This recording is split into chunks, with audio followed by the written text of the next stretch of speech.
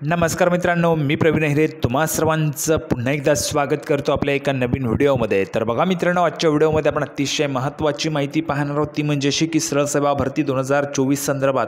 तर बघा मित्रांनो, 2024 मध्ये पुन्हा एकदा एक सरळ सेवेची भरती प्रक्रिया या ठिकाणी निघालेली आहे। जाहिरात प्रसिद्ध झालेली आहे। कृषी उत्पन्न बाजार समिती भरतीची जाहिरात या ठिकाणी प्रसिद्ध झालेली आहे। जाहिरातीची संपूर्ण माहिती सविस्तररित्या आपण या ठिकाणी पाहणार आहोत। पदांचे नाव काय, पदसंख्या काय, शैक्षणिक पात्रता काय, वयाची अट काय, कधीपर्यंत अर्ज करता येतील, फी किती आहे, संपूर्ण माहिती डिटेलमध्ये या व्हिडिओच्या माध्यमातून घेणार आहोत। त्या अगोदर तुम्हाला सूचना आहे, जर तुम्ही व्हिडिओवर नवीन असाल तर व्हिडिओला लाईक करा, व्हिडिओला जास्तीत जास्त शेअर करा आणि चॅनलला सबस्क्राइब केलं नसेल तर लवकरात लवकर चॅनलला सुद्धा सबस्क्राइब करून घ्या।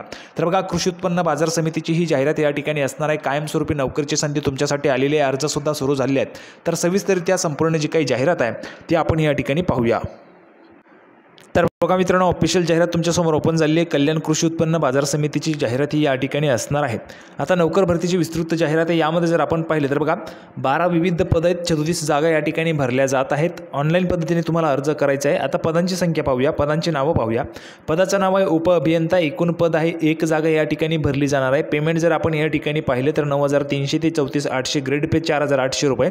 6वे वेतन आयोगानुसार एकत्रित वेतन सुमारे 49,722 रुपये या ठिकाणी मिळणार आहे। शिक्षण जर आपण पाहिलं तर BE सिव्हिल किंवा डिप्लोमा सिव्हिल इंजिनिअरिंग किंवा तत्सम परीक्षा द्वितीय श्रेणीत पास पाहिजे।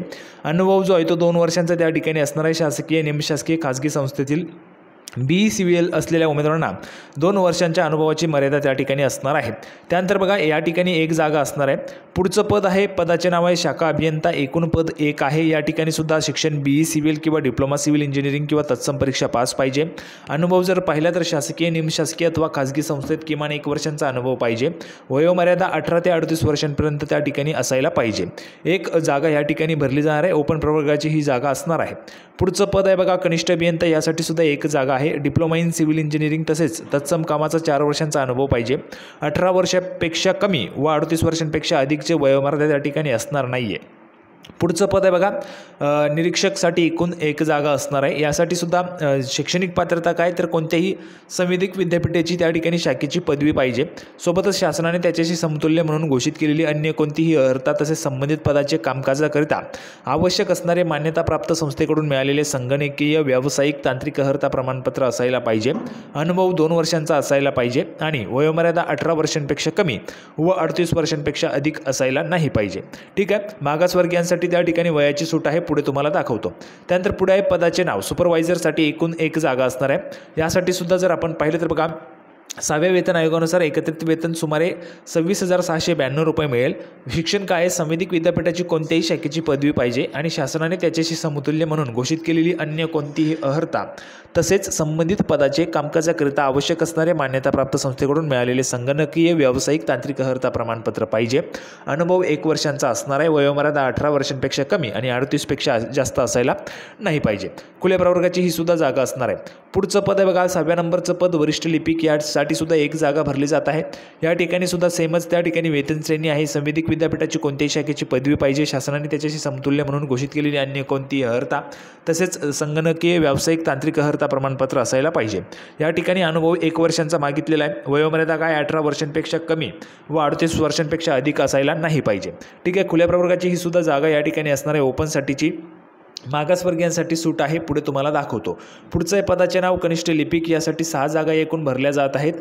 6व्या वेतन आयोगानुसार एकूण वेतन जे आहे ते सुमारे 24,822 रुपये असणार आहे। शिक्षण काय तर संविधिक विद्यापीठाची कोणत्याही शाखेची पदवी किंवा शासनाने त्याच्याशी समतुल्य म्हणून घोषित केलेली अन्य कोणतीही अर्हता तसेच संबंधित पदाच्या कामकाजाकरिता आवश्यक असणारे मान्यताप्राप्त संस्थेकडून मिळालेले संगणकीय, व्यावसायिक, तांत्रिक अर्हता प्रमाणपत्र आवश्यक आहे। वयाची अट जे 18 ते 38 वर्ष असणार आहे। या ठिकाणी अनुसूचित जातीची 1 जागा, अनुसूचित जमातीची 1 जागा असणार आहे। इतर मागासवर्गीयांसाठी 1 जागा, आर्थिकदृष्ट्या दुर्बल घटकांसाठी 1 जागा, खुल्या प्रवर्गाची 2 जागा, अशा 6 जागा या ठिकाणी भरल्या जात आहेत। पुढचं पद जर आपण या ठिकाणी पाहिले तर पुढच्या पदाचं नाव आहे वाहन चालक, एकूण 5 पदे भरली जात आहेत। या ठिकाणी सुद्धा वेतन सेमच आहे। शिक्षण SSC किंवा समतुल्य परीक्षा पास व मोटर कार व ड्रायव्हिंग लायसन्स त्या ठिकाणी असायला पाहिजे। अनुभव जो आहे तो बृहन्मुंबईत मोटर चालवण्याचा किमान 3 वर्षांचा अनुभव पाहिजे। वयोमर्यादा 18 वर्षांपेक्षा कमी व 38 पेक्षा जास्त त्या ठिकाणी असायला नाही पाहिजे। या ठिकाणी बघा जागा जर आपण पाहिलं तर बघा अनुसूचित जमातीसाठी 1 जागा असणार आहे, इतर मागासवर्गीयांसाठी 1 जागा, विमुक्त जाती असाठी 1 जागा, खुल्या प्रवर्गासाठी 2 जागा, अशा 5 जागा या ठिकाणी भरल्या जात आहेत। पुढची जी पदाचे नाव आहे ते आहे शिपाई, एकूण 8 जागा आहेत। या ठिकाणी एकत्रित वेतन सुमारे 20,321 रुपये जे आहे ते त्या ठिकाणी मिळणार आहे महिन्याला। शिक्षण काय SSC किंवा समतुल्य परीक्षा पास पाहिजे। वयोमर्यादा 18 ते 38 वर्षांपेक्षा अधिक असणार नाही आहे। अनुसूचित जातीसाठी 1 जागा, अनुसूचित जमातीसाठी 1 जागा, विमुक्त जाती असाठी 1 जागा, भटक्या जमाती क साठी 1 जागा, इतर मागासवर्गीयांसाठी 2 जागा, आर्थिकदृष्ट्या दुर्बल घटकांसाठी 2 जागा, अशा 8 जागा या ठिकाणी भरल्या जात आहेत शिपाई या पदाच्या। पुढचं पद असणार आहे बघा वॉचमॅन, वॉचमॅनसाठी एकूण 7 जागा या ठिकाणी भरल्या जात आहेत। वेतन श्रेणी सेमच आहे। SSC किंवा समतुल्य परीक्षा म्हणजेच 10वी किंवा त्याच्या समतुल्य जी काही परीक्षा आहे ती तुम्ही पास असायला पाहिजे। वयोमर्यादा 18 ते 38 वर्षांपेक्षा अधिक असणार नाही आहे। अनुसूचित जातीसाठी 1 जागा, अनुसूचित जमातीसाठी 1 जागा, विमुक्त जाती असाठी 1 जागा आहे, इतर मागासवर्गीयांसाठी 1 जागा, आर्थिकदृष्ट्या दुर्बल घटकांसाठी 1 जागा आणि खुल्या प्रवर्गासाठी 2 जागा, अशा 7 जागा या ठिकाणी वॉचमन पदाच्या भरल्या जात आहेत। पुढचं पद आहे साफसफाई कामगार। साफसफाई कामगारसाठी एकूण 4 जागा या ठिकाणी असणार आहेत। या ठिकाणी वेतन श्रेणीसुद्धा सेमच आहे, शैक्षणिक पात्रतासुद्धा सेमच आहे, 10वी किंवा त्याच्या समतुल्य परीक्षा, 18 वर्षांपेक्षा कमी वय नसायला पाहिजे, 38 पेक्षा जास्त असायला नाही पाहिजे। खुल्या प्रवर्गाच्या या 4ही जागा या ठिकाणी भरल्या जात आहेत साफसफाई कर्मचारीसाठी।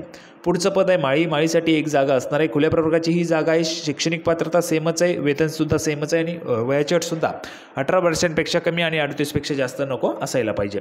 आता बघा मागासवर्गीय उमेदवार तसेच अंध, अपंग, दिव्यांग उमेदवार, माजी सैनिक यांच्यासाठी 5 वर्षांपर्यंतची जी काही वयोमर्यादा आहे ती शिथिल करता येईल असं या ठिकाणी सांगण्यात आलेलं आहे। त्यानंतर बघा आता अर्ज कशा पद्धतीने तुम्हाला करायचा आहे, तर बघा अर्जासाठी मित्रांनो या ठिकाणी ऑनलाईन पद्धतीने तुम्हाला अर्ज करायचा आहे। कार्यपद्धती कशी असणार आहे, निवड पद्धती, तर ऑनलाईन परीक्षा तुमची घेण्यात येणार आहे। जे शैक्षणिक पात्रता असेल त्याच्या लेवलची तुमची त्या ठिकाणी परीक्षा असेल आणि त्यानुसारच तुमची परीक्षा त्या ठिकाणी होणार आहे। परीक्षा झाल्यानंतर मुलाखतसुद्धा त्या ठिकाणी घेण्यात येऊ शकते, आवश्यकता भासल्यास या ठिकाणी सांगण्यात आलेलं आहे। तर अशा पद्धतीने मित्रांनो ही जी काही भरती प्रक्रिया आहे ती राबवण्यात येत आहे।